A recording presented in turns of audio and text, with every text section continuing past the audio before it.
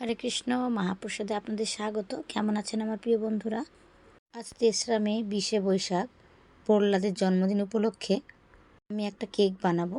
তাহলে চলুন দেখে নিই কীভাবে বানাচ্ছি কেকটা। আর এটা কী কেক বানাচ্ছি আপনাদের আমি পরে বলছি। কেকের ব্রেড বানানোর জন্য এখানে আমি নিয়েছি 200 গ্রাম চিনি, যেটা আমি মিক্সিতে গুঁড়ো করে নিয়েছি। আর নিয়েছি এখানে 300 গ্রাম ময়দা।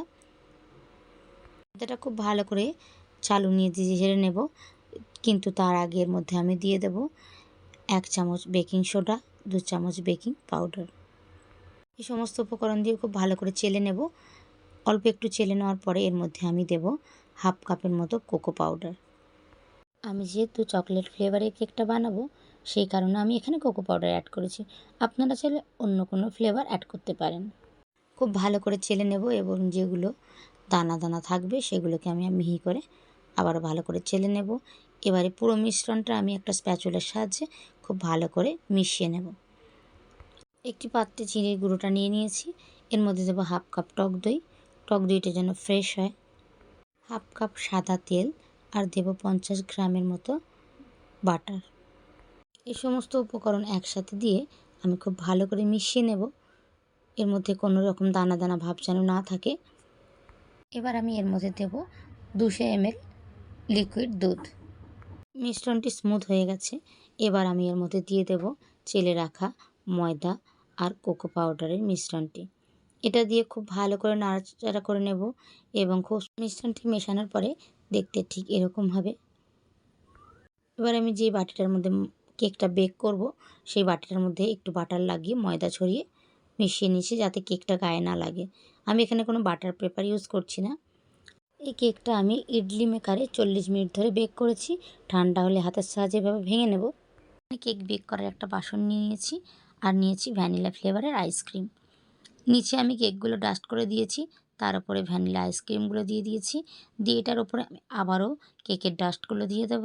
দিয়ে খুব ভালো করে মিশিয়ে স্মুথ করে নেব। এভাবে পুরো প্রসেসটা স্টেপ বাই স্টেপ আমি করব এবং আরও কিছুটা কেকের গুঁড়ো করে আমি সাইড থেকে এটা ডেকোরেশন করে নেব। আজকে আমি যে কেকটি বানাচ্ছি এটা হচ্ছে চকলেট ভ্যানিলা আইসক্রিম কেক। হাতের সাহায্যে বাকি কেকগুলোকে আমি গুঁড়ো করে নেব এবং কেকের চারপাশে এটাকে সুন্দর করে দিয়ে সাজিয়ে ডেকোরেশন করে নেব। ছোট ছোট চকলেট চিপস দিয়ে দেব। এটা দিয়ে আমি 2 থেকে 3 ঘন্টার জন্য ডিপ ফ্রিজে সেট করতে রেখে দেব। আপনাদের তো বলাই হয়নি, আজকে শুধু প্রহ্লাদের জন্মদিন না, প্রহ্লাদের মাসি মানে আমার বোন, মেজো বোনের বিবাহবার্ষিকী। তো সেই জন্য এই কেকটা তারা 3 জন মিলেই কাটবে। তার আগে কেকটা সেট করে নেব এবং ভগবানকে অফারিং করে নেব। এই গরমে এরকম ঠান্ডা ঠান্ডা যদি একটা কেক থাকে তাহলে তো আর কোনো কথাই হয় না। কেক তো আপনারা অনেক রকম দেখেছেন, অনেক রকম খেয়েছেন। কারা কারা আইসক্রিম কেক খেয়েছেন বা বানিয়েছেন আমাকে প্লিজ কমেন্টে লিখে জানাবেন। আর যদি আমার এই ভিডিওটা একটু ভালো লেগে থাকে তাহলে প্লিজ একটা লাইক দিয়ে আমার এই ভিডিওটাকে শেয়ার করে দেবেন। এরকম সুন্দর সুন্দর আরও ভিডিও পেতে আমার ইউটিউব পেজে গিয়ে আমার চ্যানেলটাকে সাবস্ক্রাইব করে দেবেন এবং পাশে থাকা নোটিফিকেশান বেলটি ক্লিক করে দেবেন, যাতে আমার সমস্ত ভিডিও সবার আগে আপনার কাছে পৌঁছে যায়। কেক সেট হয়ে গেছে।